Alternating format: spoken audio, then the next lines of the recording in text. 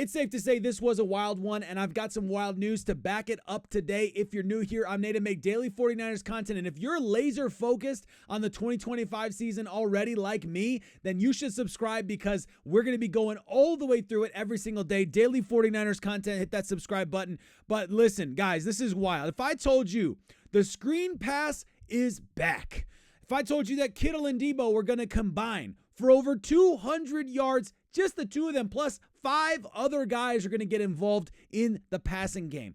If I told you that Brock Purdy would throw for multiple touchdowns and over 300 yards, you would guess the 49ers won this game. You definitely wouldn't guess that the 49ers lose by double digits. Well, yeah, it was double digits. I was actually going to say the 49ers would lose by 2 scores. But whatever the case, doesn't matter. The point is this. My goodness. There's some interesting stuff that happened in today's game. It's a wild one, but I think it tells an important part of the story about what the 49ers need to do in terms of heading toward 2025 and what the 49ers need to do about this offseason. My goodness. By the way, let me know in the comments right now. I'm not even going to ask you where you're feeling because I know what you're feeling because we're all feeling the same way. So I'm going to ask you a different question.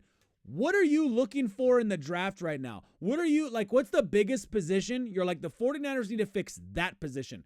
Everything else, is important too. But that is a serious problem. And if your answer is not offensive line, comment below and let me know why it's not, because my goodness, that offensive line today was absolutely brutal. Absolutely brutal. And you know what? The 49ers managed to find a way to be efficient and have some decent ball movement at times in some of these drives. And in a couple of them, I think we're going to talk about today.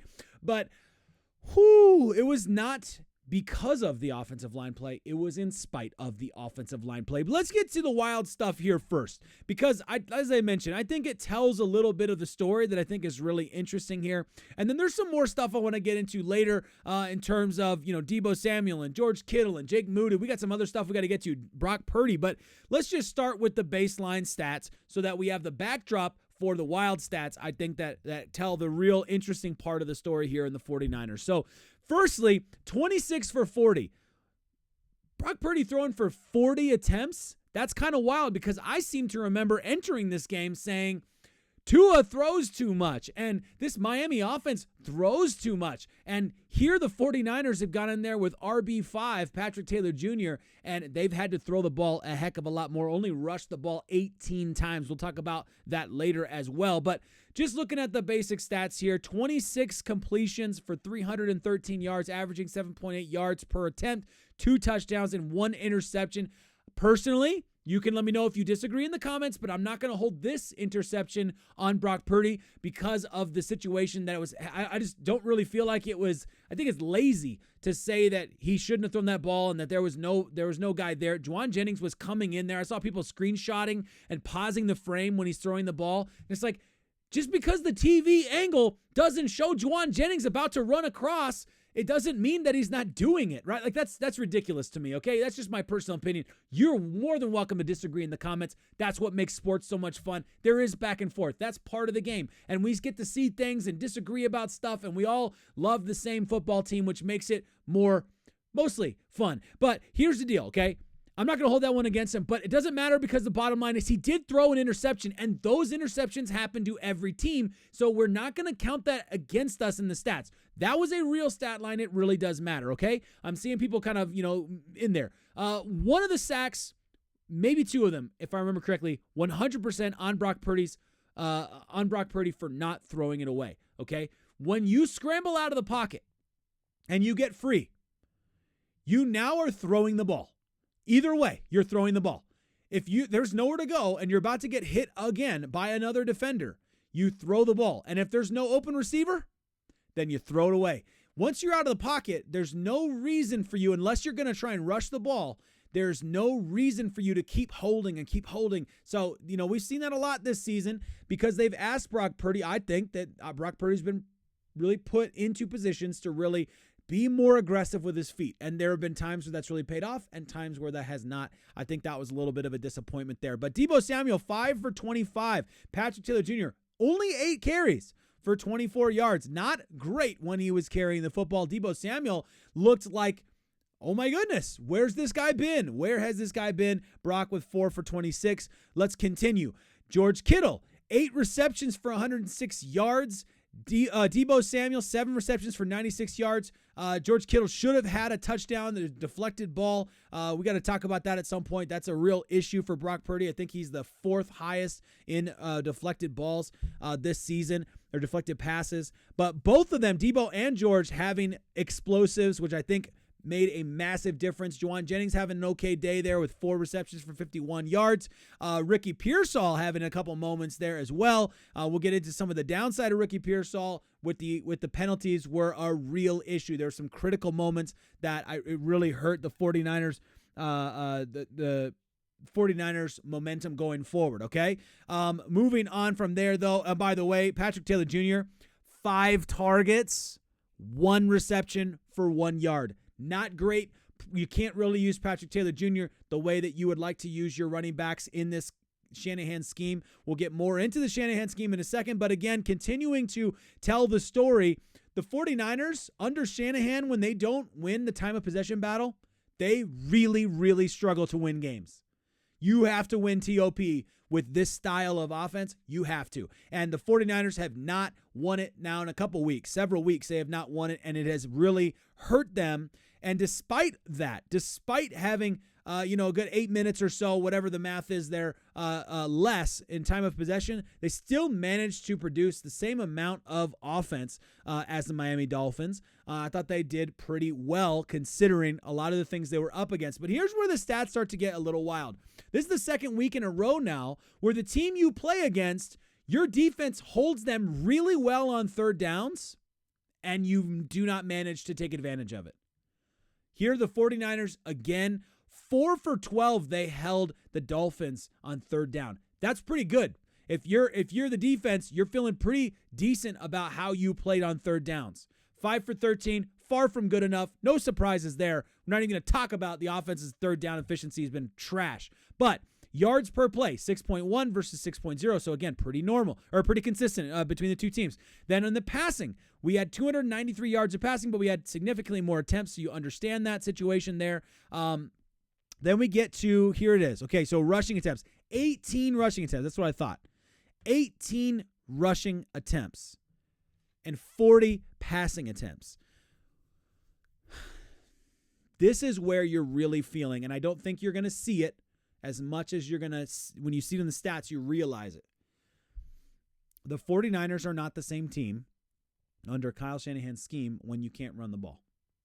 And you have to get guys out there like Deebo out there to run the ball, because if you just run it up the gut with Patrick Taylor Jr. constantly, you're not going to get anywhere. And we've seen this now a couple times in the last few weeks from the 49ers, and that's really disappointing. That's a huge impact on what the 49ers are trying to do. We saw a very little bit of play action. One of them was a great play to George Kittle, a play action play. Oh, maybe it was Pearsall.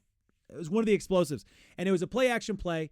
And I thought, you know what? If you get one of those off when your running is so bad, then you'll take it. You'll take it, because goodness gracious. Okay. And I'm not saying anything negative about Deebo in the run game. I thought Deebo played very, very well, even when he was hit early, like at the line of scrimmage, finding a way to get 2 more yards out of it. Like, that's the Deebo that I remember. Red zone, 2 for 5. That's a real problem. That's a real problem. And it has been a problem all season long. And then penalties. Okay, how do I say this in a way that's it's you can say the 49ers were undisciplined too many times, and there were a couple bogus play calls or bogus penalties called in the same sentence. Both of those can be true, okay? There were a couple plays that I felt like the refs totally missed opportunities, totally missed penalties on the Dolphins. There were also a couple plays where I felt like they were like a little ridiculous. I think like the Jordan Elliott one, that personal foul or that's 100% on Jordan Elliott. Okay, his bad. Okay, but there was another one, I can't remember who it was now that I'm thinking about it, but I don't know. I felt like there was a couple that was like, okay. At the end of the day, though, Ricky Pearsall, this is not the first time this season he's not lined up right. George Kittle had one himself. His was a false start, to be fair, but I mean, you guys, like this is rookie kind of stuff here that's going to happen. And if you had Ricky Pearsall in all of the training camp and he was healthy, which some of that or a good portion of that was not his fault, But, if you had him healthy, then maybe some of this stuff gets worked out on the training field. But this is really unfortunate because you had multiple drives there. Really, the main chunk, if you look at my notes here, it's the main chunk of the game on offense, where the 49ers were really starting to move the ball and find their rhythm. And they really lacked rhythm in almost the entirety of the first half. And they're finding rhythm, and then you have these penalties that are calling things back that are changing the game negatively. And that's a real problem. 90 yards for penalties, 11 penalties. That is absurd. And it is something that the 49ers need to pay a lot of attention to this offseason. I'm really disappointed in that particular aspect because if you go out there and you play your best game and you get beat by a better team, whatever. You know what? You take it and you say, we're going to improve in these areas and we move forward. But when you go out there and you are not playing your best football, and on top of that, you're playing undisciplined football, and guys don't know what they're doing, and Jake Brendel isn't snapping the ball, and everybody else on the offensive line moved. Well, tell me who's responsible for that one. Goodness gracious. This is a weird one, okay? And so I say wild stats. This is wild news to me that the 49ers, and not new news, but wild to me that the 49ers have gotten to the point so far down in the depths of despair that they don't even look like the 49ers we're used to seeing anymore. They're throwing the ball more than they're running the ball, significantly more. And I thought Brock Purdy played pretty well overall. I get a little frustrated with the sacks because he could just throw it away, and he doesn't need to do that. I get a little frustrated with the interception, but that one is I'm at least going to not hold that all on him, okay? And those plays are going to happen from time to time. Yes, he could just take the hit, but he doesn't know when he's starting to throw the ball and he's doing the windup. He thinks he's getting that full motion through, and then you can see when he gets hit, his hand is just barely not through the throw. And so it obviously is going to affect the trajectory. It's going to affect the intensity, the speed, all of that stuff because he's not following through his pass. So all of that stuff being said, I think this is really interesting, and I would love to know because I think Kyle Shanahan's more of a fluid guy. He's not he doesn't scheme out the entire game. I'm sure they plan for the whole game, but he doesn't scheme out the whole game and say, this is what play I'm going to play in the third round. It's all situationally based, all that good stuff. But I would love to know before the game started if you said to Kyle, do you envision a world in which you are throwing the ball 40 times and rushing at 18? Do you see that happening this week? And I would love to know what his take is on that because that really surprised me. That caught me off guard there. All right, let's move into just a few quick takes.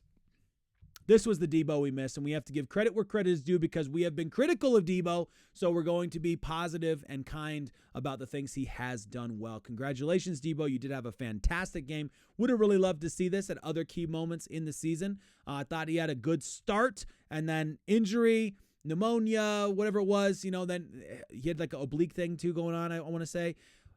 After it was all said and done, I just feel like we've lost who Deebo was, and he finally looked like the Deebo that we missed. We'll get to, of course, also George Kittle. My goodness, what is up with the screen to Kittle? Can we do that many times every game? I've been crying for double-digit targets for George Kittle for I don't know, the whole season basically, and here he is, 9 targets. And again, this is like the 15th time it feels like this season where he is incredibly efficient with his targets. They almost always turn out well. Almost always. He's 8 for 9, and that's pretty common. A lot of times this season, one game, I forget who it was, he was targeted 6 times. He caught all 6 of them and went for over 100 yards. It's dude, you guys, let's keep getting the ball to this guy. He's a playmaker. And the screen pass to Kittle does a screen. As a tight end screen, he does it like nobody else. Somehow, it's better when Kittle's in it. And he's one of the best run blockers, one of the best pass blockers on our entire team. And he's the one who's running with the ball. And it just always seems to go super well. One of the times, by the way, quick shout out to Dominic Purdy for getting up there. I looked up at the screen. There's a screenplay to Kittle. Dominic Purdy's 10 yards ahead of Kittle. And I genuinely how did that happen?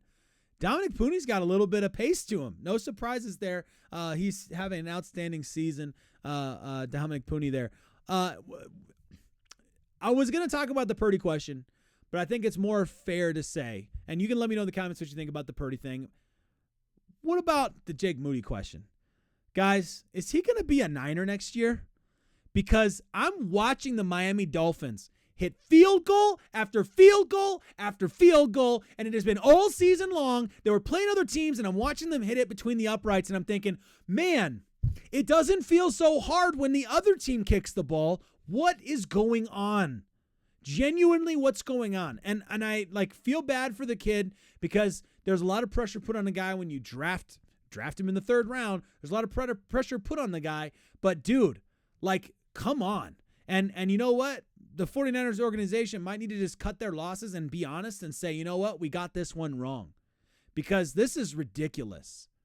This is ridiculous. The 49ers are in a position where Deebo Samuel gets the 49ers on the 2-yard line. The 2-yard line. And a first down. So it would have been 1st and goal from the 2-yard line. And that one comes back because of Ricky Pearsall.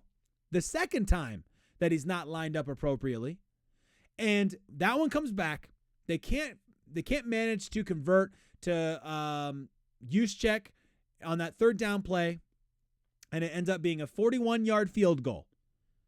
And Jake Moody, in that moment, right then and there, you have to hit that field goal. You have to. And that was the first drive of the second half for the 49ers. So come out there. Hold them to a field goal. By the way, shout out to the defense for being bend, don't break today. I thought the defense played decently well. Not perfect by any stretch of the means, but decently well. Bend, don't break on, my goodness, 1, 2, 3, 4, 5, 6 drives. I feel like the defense, we're giving up yards, giving up the middle of the field and finding ways to hold them back. And I'll give them that amount of credit where that is due. But all of that being said, Jake Moody, my word. Let me know what you think in the comments about that one too, because that's a weird situation that we have brewing up there. 8 days until Monday Night Football against the Detroit Lions, who it's going to be a test for the 49ers. I mean, it's going to be more than a test for the 49ers. It's going to be brutal for the 49ers. We're going to have to wait and see how that goes. I should move that logo, that graphic down so that my picture isn't in the way. There's an idea.